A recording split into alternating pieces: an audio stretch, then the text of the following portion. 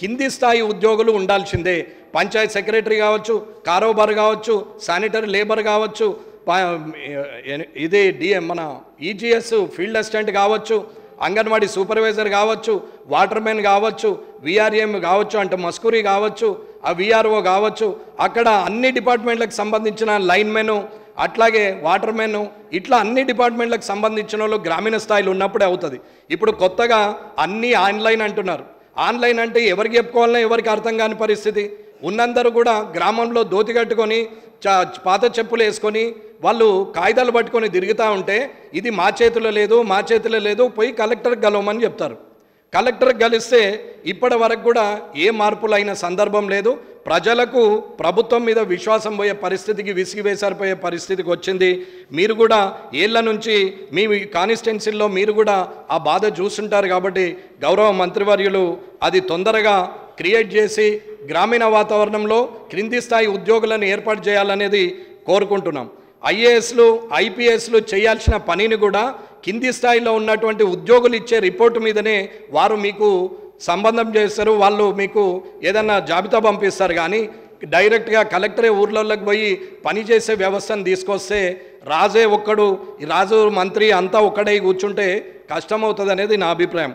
కాబట్టి పాత పద్ధతిలో ఏదైతే గ్రామీణ స్థాయిలో ఉన్నటువంటి ఉద్యోగస్తులను ఇవ్వాలని చెప్పి నేను కోరుకుంటున్నాను. అట్లాగే ఇప్పటి వరకు స్కూళ్ళల్లో కూడా మిడ్ డే మీల్స్ కానీ, స్కూల్లో బాత్రూమ్స్ కానీ, వాటర్ కంటిన్యూస్ రన్నింగ్ వాటర్ కానీ, అలాగే అక్కడ ఉన్నటువంటి స్కూల్ ఇన్ఫ్రాస్ట్రక్చర్ కానీ, ట్యూబులు కావచ్చు, లైట్లు కావచ్చు, ఫ్యాన్లు కావచ్చు, బెంచీలు కావచ్చు, అవన్నీ కూడా ఉండాల్సిన అవసరం ఉంది.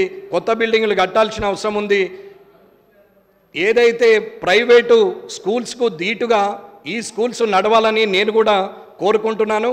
నాకు కూడా స్కూళ్ళు ఉన్నాయి, కానీ నేను కూడా అవసరం పడితే ప్రభుత్వ స్కూళ్ళన్నీ ఆ స్టాండర్డ్కి వస్తే నా స్కూల్ను కూడా ముయ్యడానికి నేను సిద్ధంగా ఉన్నా అని చెప్పి నేను తెలియజేస్తున్న ప్రభుత్వంకు. ఖచ్చితంగా ఆ స్కూల్స్ను ఉచిత విద్య కింద గవర్నమెంట్ సెక్టార్లో ఉన్నటువంటి అన్ని స్కూల్స్ని ఈ స్ట్రెంత్ పెంచుతూ వారికి కావాల్సినటువంటి అవకాశాలను ఇస్తూ టీచర్లను మెగా డిఎస్సి ద్వారా తీసుకుంటూ అక్కడ ఇది లేదు అన్నీ అక్కడ ఉన్నాయి, అక్కడ ఉన్నటువంటి టింకరింగ్ ల్యాబ్ కానీ, సైన్స్ ల్యాబ్ కానీ, మ్యాథమెటిక్స్ ల్యాబ్ కానీ, అక్కడ ఉన్నటువంటి స్పోర్ట్స్ మెటీరియల్ కానీ అన్నీ ఉన్నాయి, కంప్యూటర్ ల్యాబ్ కూడా ఉంది. ఈ గవర్నమెంట్ స్కూల్లో లేదంటూ ఏం లేదు.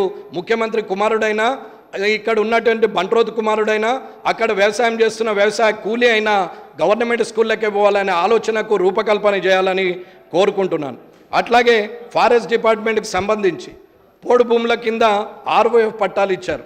దివంగత నేత రాజశేఖర రెడ్డి గారు అప్పుడు ఆర్ఓఎఫ్ పట్టా ఇచ్చినప్పుడు 2009లో డైరెక్ట్గా అక్కడ ఉన్నటువంటి ఫారెస్ట్ను వాళ్ళతో మాట్లాడి వారికి ఆ పట్టానిచ్చి వాళ్ళకు పొజిషన్ ఇవ్వడం జరిగింది.